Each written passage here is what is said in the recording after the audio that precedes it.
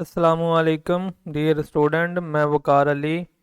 I hope आप लोगों ने प्रीवियस लेक्चर सुन लिए होंगे। तो आज हमारा जो टॉपिक है वो method of solving quadratic equation है। इसमें हम देखते हैं क्वाड्रेटिक इक्वेशन को जो सॉल्व करने के कितने मेथड हैं। क्वाड्रेटिक इक्वेशन को सॉल्व करने के तीन मेथड हैं। फर्स्ट मेथड है बाय फैक्टराइजेशन, सेकंड मेथड है बाय कंप्लीटिंग केयर, और थर्ड मेथड है बाय यूजिंग क्वाड्रेटिक फार्मूला। मैं उम्मीद करता हूं कि आप लोग अभी ये याद कर लेंगे कि क्वाड्रेटिक इक्वेशन को सॉल्व करने के तीन मेथड हैं और कौन कौन से हैं उनके नाम भी।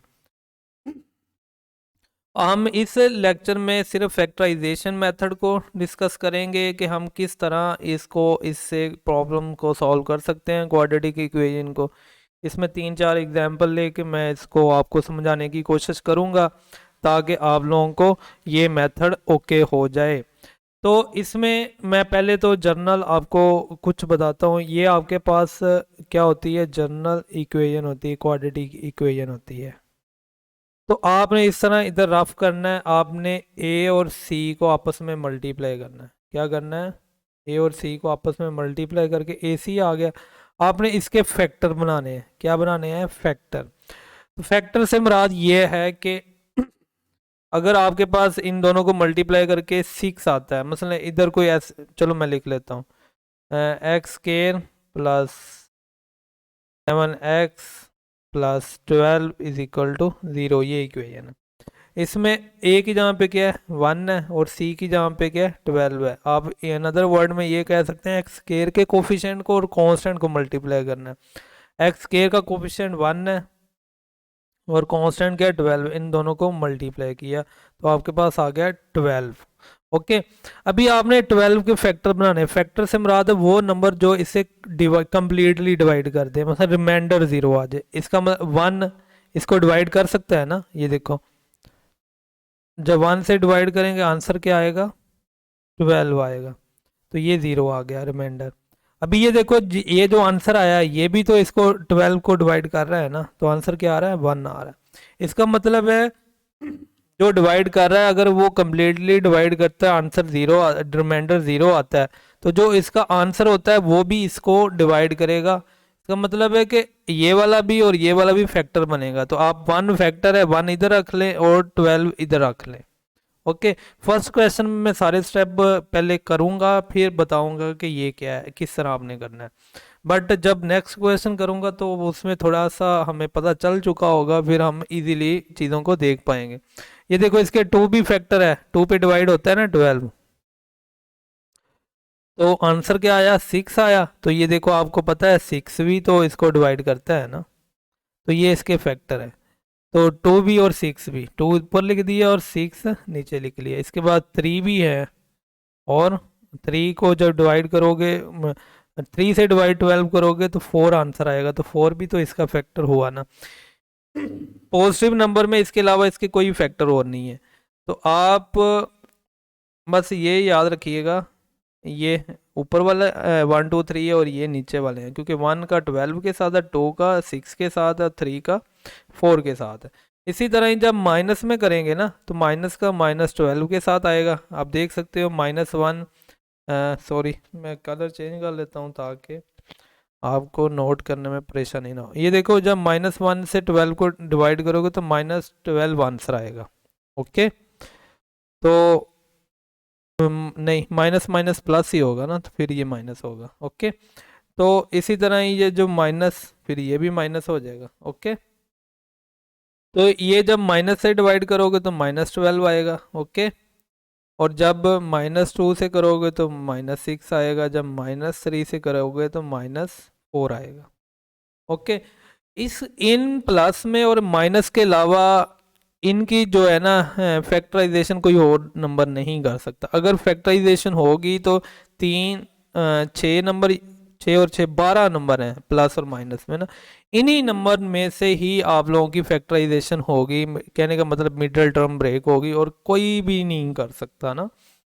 तो अभी हमने करना क्या होता है, हमने ये तो फैक्टर बना लिए, अभी इन्हीं में से नेक्स्ट चीज़ें हमने निकालनी है। बहुत इजी है, जब आपने इतना काम कर लिया आप बस थोड़ा सा सोचें हमने किया क्या है, एक्स के कोफिशिएंट और कांस्टेंट को मल्टीप्लाई करके उनके क्या लिखे हैं, फैक्टर लिखे हैं। फैक्टर क्या होते हैं, वो नंबर जो इस नंबर को कम्प्लीटली डिवाइड करेगा। मैं कहने का मतलब है कि रिमाइंडर 0 आएगा, तो वो लिख लिए। अभी आपने ये देखना होता है क्योंकि फैक्टराइजेशन में आपका काम होता है मिडिल टर्म को ब्रेक करना। मिडिल टर्म को दो हिस्सों में, ये जो चीज़ होती है एक्स स्क्वायर वाली टर्म और कांस्टेंट वाली टर्म एज इट इज आती होती है, बस इसको आपने क्या करना होता है, ब्रेक करना होता है। इसको ब्रेक दो बातों का ख्याल करना होता है आपकी, मसलन जिन दो नंबर से आपने तोड़ना है उनकी प्रोडक्ट क्या आनी चाहिए, 12 आनी चाहिए, और अगर उन्हें प्लस करें तो 7 आना चाहिए। क्या आना चाहिए, 7 आना चाहिए। तो ये देखो आपने 1 का आंसर 12 लिखा था, 1 को 12 के साथ ही देखना है ताकि इन दोनों को मल्टीप्लाई करें तो 12 आए। 2 को आपने 6 के साथ ही देखना है ताकि इन दोनों नंबर को मल्टीप्लाई करें तो 12 आ जाए। 3 को 4 के साथ ही देखना है। ये देखो 12 और 1 को प्लस करें 7 बनता है, नहीं बनता। 2 और 6 को प्लस करें 7 बनता है, नहीं बनता। 3 और 4 को प्लस करें क्या बनता है, 7 बनता है ना। तो इनकी प्रोडक्ट तो ऑलरेडी 12 है, इनकी प्रोडक्ट ऑलरेडी 12 है। तो इसका मतलब है कि 7 को हमने 3x प्लस 4x में तोड़ा। ये 7 को 3 और 4 में तोड़ा, और 3 और 4 में क्या है कि इन दोनों की प्रोडक्ट करने से 12 भी आता है और इनकी जमा करने से ये 7 भी आता है। आपने इस तरह मिडिल टर्म को ब्रेक करना है। तो ये आप कहोगे कि नेगेटिव नंबर इधर तो यूज़ नहीं हुए तो लिखने का क्या फ़ायदा। हाँ, किसी प्रॉब्लम में यूज़ हो सकते हैं, 100% हो सकते हैं।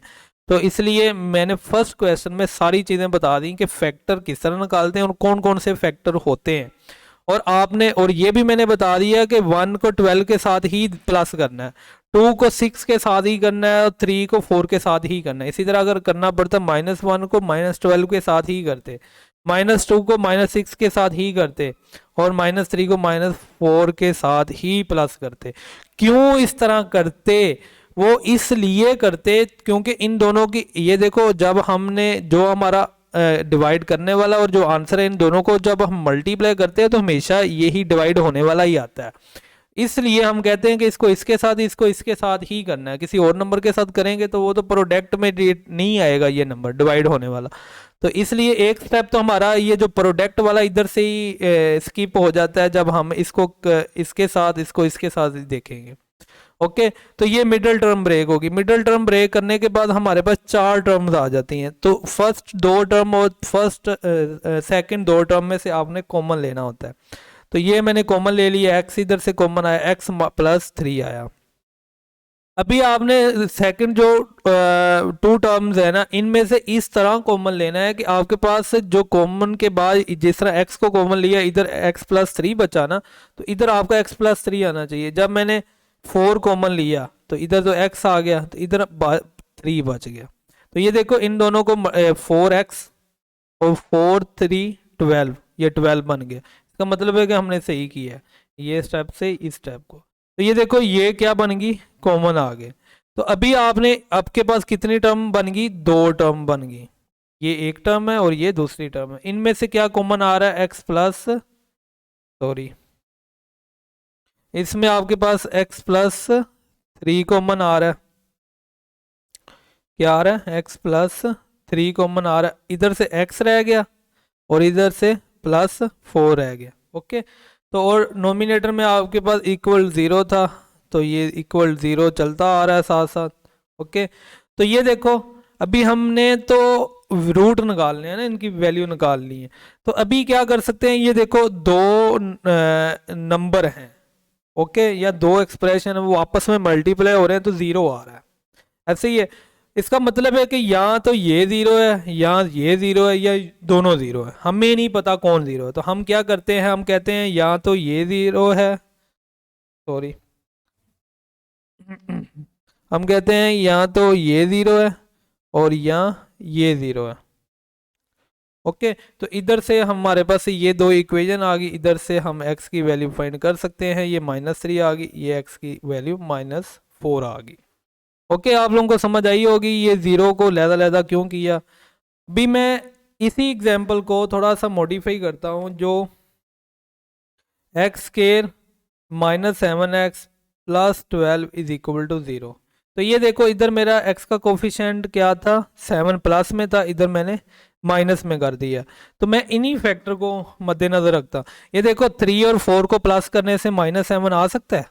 ये देखो ये जो है -7 ही ना आ रहा। तो इसका मतलब ये हुआ कि ये देखो, सॉरी मैं दोबारा से बता देता हूँ, एक्स स्क्वायर के कोफिशिएंट और कांस्टेंट को मल्टीप्लाई करेंगे +12 भी आता है जो ऊपर आ रहा था। बस फ़र्क ये है, इधर -7 है और इधर +7 है।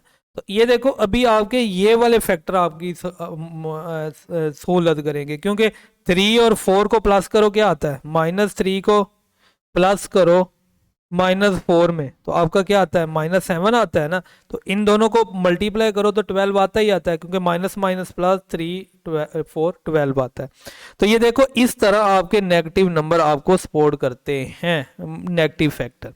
तो आपका मतलब ये इस क्वेश्चन में आपके क्या हुए, -7x को तोड़ा हमने -3x -4x में, और +12 इज इक्वल टू 0 के। समझ आ गई होगी आई होप के ये किस तरह मैंने लिखा, और ये माइनस वाले किस तरह आपकी सपोर्ट की। तो ये देखो इधर से x कॉमन आ गया, x -3 आ गया। अभी इधर से एक ऐसा कॉमन लेना है कि x के साथ पॉजिटिव हो और -3 के साथ नेगेटिव हो। तो इसका मतलब x ये है ना, तो इधर से -4 कॉमन लेंगे फिर ही x बच सकता है ना। और ये माइनस, ये प्लस है और ये माइनस है, तो माइनस कॉमन ले रहे हैं तो इधर क्या आ जाएगा, माइनस आ जाएगा। तो इधर क्या आ गया, 3 आ गया। तो इनको दोबारा आप मल्टीप्लाई करो, -4x बन जाएगा, और ये माइनस और ये माइनस प्लस, और 4 3 12 बन जाएगा। ओके, अभी हमने इन टर्म्स को दो टर्म्स आ गई, इनमें से x -3 कॉमन आ रहा है, तो x ये आ गया और -4 ये आ गया। सेम उसी तरह ही दो नंबर प्रोडक्ट हो रहे हैं, दो नंबर दो एक्सप्रेशन आपस में प्रोडक्ट हो रहे हैं, 0 आ रही है। यहाँ तो ये 0 हो सकता है, यहाँ ये 0 हो सकता है। तो इधर से x की वैल्यू निकाल लो, 3 आ गई, और इधर से x की वैल्यू 4 आ गई। तो ये आपके क्या आ गए, रूट आ गए इस इक्वेशन के। तो आई होप आप लोगों को समझ लगी होगी। अगर आपने इसको सेट की फॉर्म में लिखना है, सोल्यूशन सेट की फॉर्म में, तो आप इस तरह लिख सकते हो 3,4। इसका मतलब होता है सोल्यूशन सेट। सेम ही आप इधर लिख सकते हो सोल्यूशन सेट -4 -3, चलो -3 -4 लिख लो। सेट में आगे पीछे एलिमेंट हो जाए तो कोई फ़र्क नहीं पड़ता। तो इसके अलावा हम एक और एग्जांपल कर लेते हैं, ताकि मैं मज़ीद आप लोगों को बता पाऊँ। 3x, ये क्योंकि आपकी एग्जांपल है, 3x² + 5x + 2। तो फर्स्ट में इसका सोल्यूशन फाइंड करने के लिए आपको तो इसकी स्टैंडर्ड फॉर्म बनानी पड़ेगी ना। तो स्टैंडर्ड फॉर्म बनाने के लिए -2 इधर आ गया और ये इज इक्वल टू 0 आ गया, स्टैंडर्ड फॉर्म आ गई।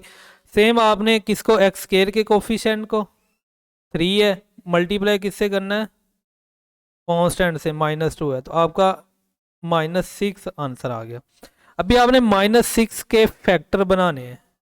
तो ये देखो -6 को 1, तो जब 1 पे डिवाइड करेगा तो आंसर क्या आएगा, बताएं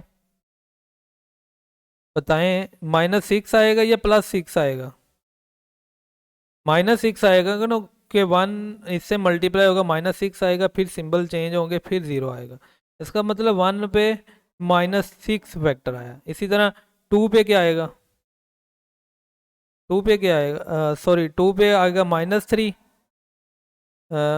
तो ये +- 0 हो गया। सॉरी मैं क्या कर रहा हूँ, ये -6 क्यों, ये माइनस क्यों लिखा मैंने, एक मिनट में दोबारा से रिपीट करता हूँ इस बात को। अच्छा ये -6 ही था, ये देखो ना, हमने -6 को, -6 के ही फैक्टर निकालने हैं ना, माइनस तो ये -6 ही आता है, तो ये प्लस हो जाएगा, ये 0 आ जाएगा। इसी तरह 2 के साथ -6, तो ये -3 आएगा, तो ये -6, फिर सिंबल चेंज होगा, तो ये 0 आ जाएगा, ये इधर आएगा। ओके, तो 1 के साथ -6 आया, 2 के साथ -3 आया, इनके अलावा इनके कोई फैक्टर नहीं है। ओके, इसके बाद इनका उलट कर लो, -1 -2 और ये +3 और ये +6। तो ये ही इसके फैक्टर आते हैं, इसके अलावा कोई नहीं है। तो 1 को -6 के साथ, 2 को -3 के साथ, या -1 को 6 के साथ, या -2 को 3 के साथ आप देखेंगे, फिर ही आपकी मिडिल टर्म ब्रेक होगी। तो अभी हम ये देखते हैं कि कौन सा ऐसा नंबर है जो हमारी मिडिल टर्म को ब्रेक कर सकता है। तो ये देखो, 1 को -6 के साथ प्लस करो, -6 तो मल्टीप्लाई होगा, आएगा, क्योंकि हमने यही एलिमेंट देखने हैं इसी तरह। तो फर्स्ट स्टेप हमें करने की ज़रूरत नहीं है। तो इनको प्लस किया, -6 +1, तो ये तो -5 आ गया। अगर इधर -5 होता तो फिर तो हम इससे यूज़ कर सकते थे, अदरवाइज तो नहीं कर सकते। 2 को -3 के साथ प्लस करो, तो आपके पास -1 आ गया, ये भी नहीं सही। अभी 6 और -1 को प्लस करो, -1 + 6, तो ये देखो 5 आ गया, ये 5 आ गया। इनकी मल्टीप्लिकेशन -6 आएगी, इसका मतलब हुआ 3x² -1 लिखने की ज़रूरत नहीं है, और ये 6x = 2। -1 और 6 आपकी मिडिल टर्म को ब्रेक कर रहे हैं। तो इधर से आप कॉमन क्या ले सकते हो, x कॉमन आ रहा है, इधर से आपका 3x -1 रह गया। अभी आपने इस तरह इधर से कॉमन लेना है, आपकी ये शेप बननी चाहिए। तो इधर से 2 कॉमन लें, 2 कॉमन लेने से 3x -1 = 0 आ गया। ओके, इनको मल्टीप्लाई करो तो ये वही चीज़ बनती है। तो अभी इन दो टर्म्स में से क्या कॉमन आ रहा है, इन दो टर्म में से ये कॉमन आ रहा है 3x -1, तो इधर से x रह गया और इधर +2 रह गया, = 0। अभी सेम उसी तरह ही अगर दो एक्सप्रेशन आप में आपस में मल्टीप्लाई हो रहे हैं, उनकी प्रोडक्ट 0 है, तो या तो वो 0 है या वो 0 है। इधर से 3x1 इधर गया प्लस हो गया, और 3 इधर मल्टीप्लाई हो रहा है, तो इधर आके डिवाइड हो जाए, तो इधर से x = -2 आ गया। तो ये x की वैल्यू आ गई, ये आपके इस इक्वेशन के रूट आ गए, इस इक्वेशन के रूट आ गए। तो आई होप आप लोगों को फैक्टराइजेशन की समझ आई होगी, आप किस तरह इसे डील कर सकते हैं। आप इसकी ज़्यादा से ज़्यादा प्रैक्टिस करें, और हम जब इंशाल्लाह एक्सरसाइज के क्वेश्चन करेंगे तब भी आप लोगों को यही चीज़ें देखने को मिलेंगी। आप अभी से इसको अच्छे से प्रैक्टिस कर लें और ये नशीन कर लें, हमने करना गया। जब आपको पता चल गया कि हमने करना गया, फिर हम सब कुछ कर लेंगे। जब आप लोगों को ये नहीं ना पता चलेगा आपने करना गया है, फिर आपका कुछ नहीं हो सकता। तो इसलिए इसको अच्छे से कर लीजिएगा, ताकि आप लोग को नेक्स्ट प्रॉब्लम ना हो।